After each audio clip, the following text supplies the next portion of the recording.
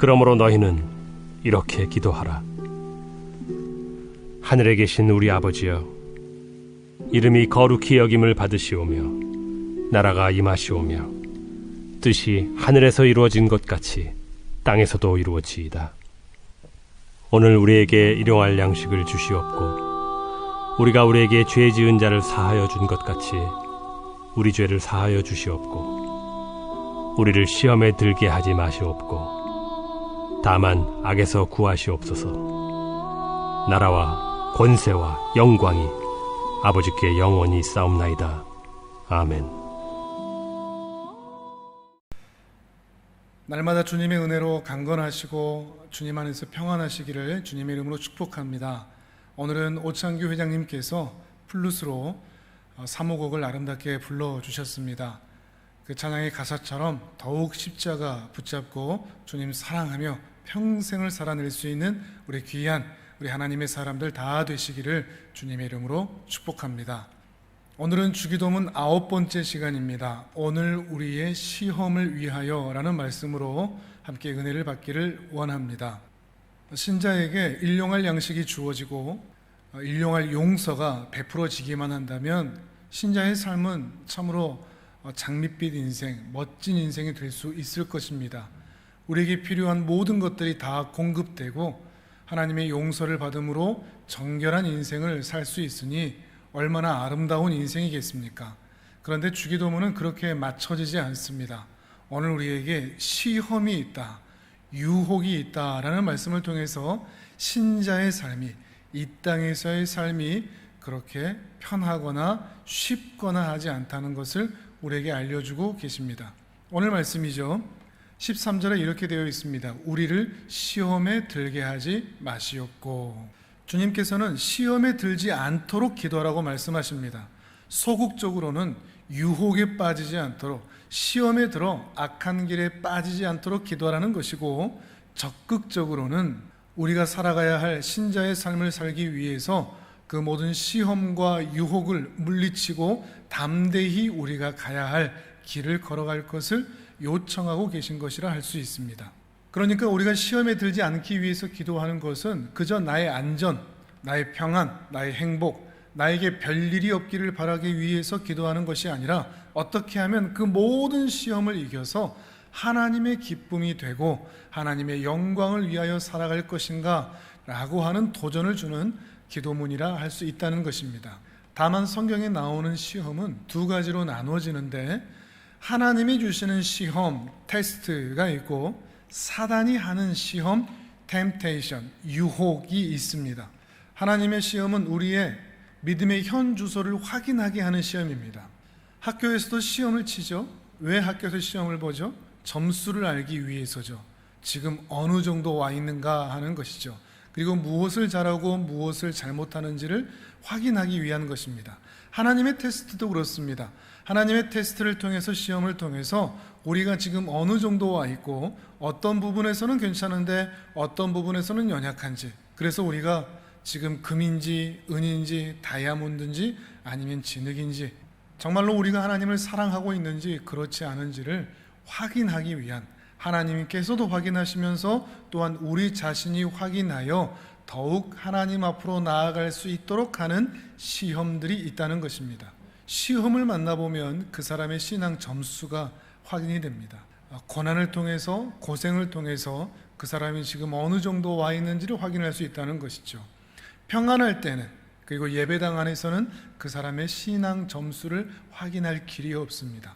고난을 통해서, 시험을 통해서 그 사람의 믿음을 확인해 보는 것이죠.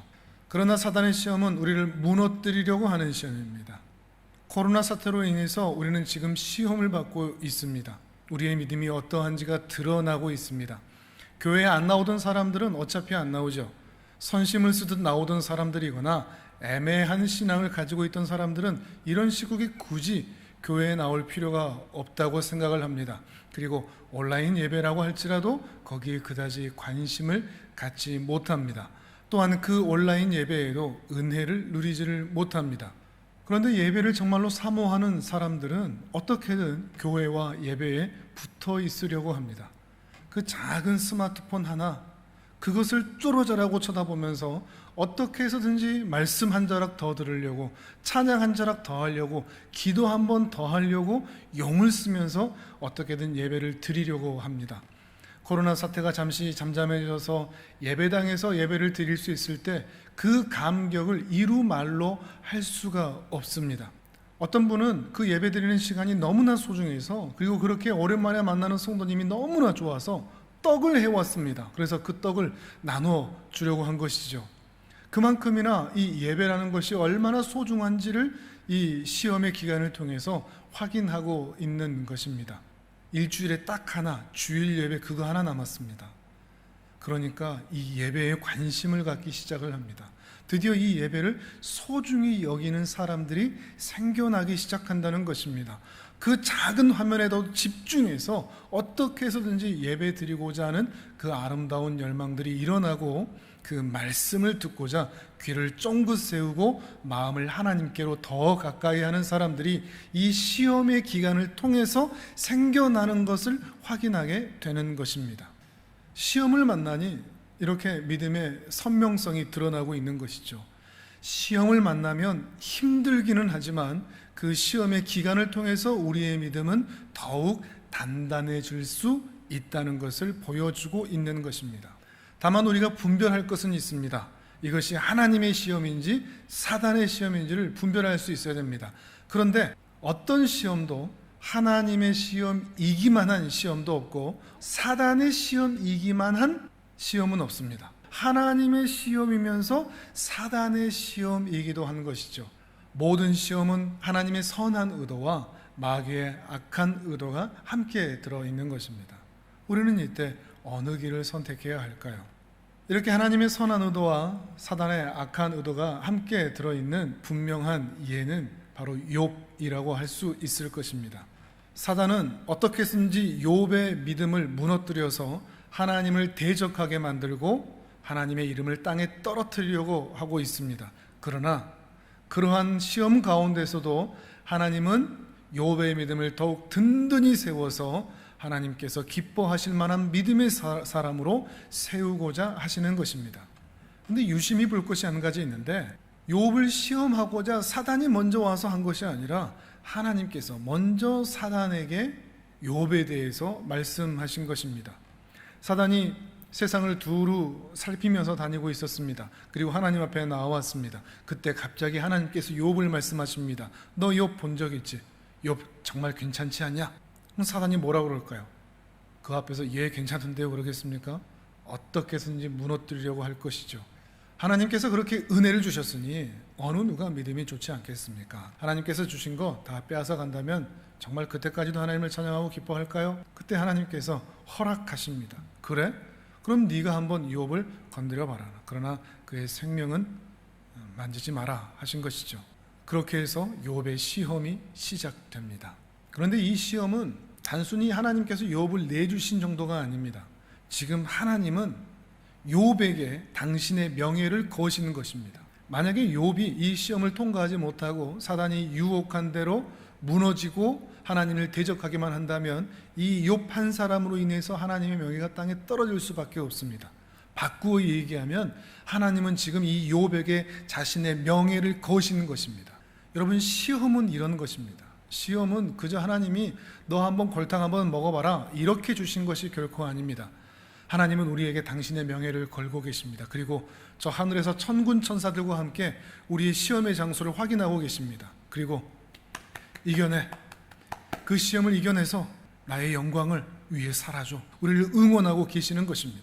날마다 우리에게 찾아오는 그 시험들을 멋지게 이겨내셔서 하나님의 이름을, 하나님의 영광을 올려드리는 복된 인생이 되기를 사모하는 것입니다. 이제 사단의 시험이 본격적으로 시작이 됩니다. 하루아침에 그 모든 재산을 잃어버립니다. 심지어 그 사랑하는 자녀들, 그 신앙이 좋은 자녀들마저도 다 잃어버립니다. 소유와 재물에 대한 시험이 닥친 것이죠. 그러나 그때 욥은 무너지지 않습니다. 주신 이도 하나님이시오, 거두어 가신 이도 하나님이시니 나는 결코 하나님을 원망하지 않겠다 그러는 것입니다. 계속해서 시험이 이어집니다. 그 다음은 질병에 대한 시험입니다. 벽돌로 자기의 몸을 긁을 정도입니다. 욥의 아내가 찾아옵니다. 당신 지금 이게 뭐냐? 그 모습으로도 여전히 하나님을 의지하고 있느냐? 하나님이나 욕하고 죽어버려라. 이때도 욥은 입술로 죄를 범하지 않습니다. 복을 주신 이가 하나님이시오, 그 복을 주신 이가 우리에게 화를 주시지도 않겠느냐 하면서 죄를 범하지 않고 끝까지 믿음의 자리를 지키는 것입니다. 이것으로 시험이 끝나지 않습니다. 친구들이 찾아옵니다. 믿을 만한 친구들입니다. 이 친구들이라면 욥의 마음을 이해해 주지 않을까 기대할 수 있게 되는 것입니다. 그런데 웬걸, 이 친구들이 욥을 찾아왔는데 이 친구들이 봐도 이건 분명히 하나님께서 심판하신 것이다 라고 생각이 들 수밖에 없을 정도로 어마어마한 심판을 받고 있습니다. 너 무슨 죄 지은 거 있어? 이거 틀림없이 하나님께서 심판하신 것인데 라고 말할 수밖에 없는 상황인 것이죠. 이러한 상황에 친구들의 거듭되는 말에 의해서 이 욥은 마음이 흔들거리기 시작을 합니다. 근데 무엇보다도 이 욥이 가장 답답한 게 있습니다. 그것은 이 고난의 이유를 알지 못한다는 것입니다. 욥의 친구들은 계속 너한테 무슨 원인이 있어, 네가 어떤 죄를 지은 것이 분명해 라고 이야기하는데 이 욥은 생각할 때 아무리 생각해도 자신이 지금 이런 어마어마한 벌을 받을 만한 죄를 지은 것이 생각나지를 않습니다. 그래서 욥은 하나님께 반항을 계속하는 것입니다. 근심하고 한탄하면서 자신이 태어난 날을 저주하기까지 하는 것입니다. 그런데 욥의 믿음이 대단하다라고 말할 수밖에 없는 것이, 욥은 이러한 중에도 원인을 알 수 없고 이 엄중한 시험 가운데서도 욥은 계속해서 하나님을 찾고 또 찾고 있다는 것입니다. 반항합니다. 근심도 합니다. 탄식도 합니다. 왜 내게 이런 일이 일어났단 말인가? 내가 태어나지 않았어야 했는데 라는 말도 합니다. 그러면서도 욥은 지금 계속해서 하나님을 찾고 또 찾고 있습니다. 욥기 23장에 보면 이런 말씀이 있습니다. 내가 어찌하면 하나님을 발견하고 그의 처소에 나아가랴. 하나님의 처소를 발견하기 위해서, 하나님이 어디에 계시는지 하나님의 은혜를 얻기 위해서, 하나님의 응답을 얻기 위해서 계속해서 기도하고 찾고 있다는 것이죠. 이렇게 하나님을 계속 찾고 있다면 하나님은 어떻게 해주셔야 되겠습니까? 응답을 주시면 좋죠. 그런데 반전이 있습니다. 욥이 그렇게 찾다 욥이 내린 중간 결론이 뭔가 하면, 내가 앞으로 가도 그가 아니 계시고 뒤로 가도 보이지 아니하며 그가 왼쪽에서 일하시나 내가 만날 수 없고 오른쪽으로 돌이키시나 배울 수가 없구나. 무슨 말이죠? 내가 그렇게 하나님을 찾았는데 나 하나님 못 봤어 인 거죠. 우리가 신앙생활 할 때도 정말 힘든 부분이 바로 이 부분입니다. 하나님의 은혜를 얻기 위해서, 그리고 하나님의 응답을 얻기 위해서 지속적으로 줄기차게 하나님을 찾는데 하나님이 응답하지 않으실 때가 있다는 것입니다.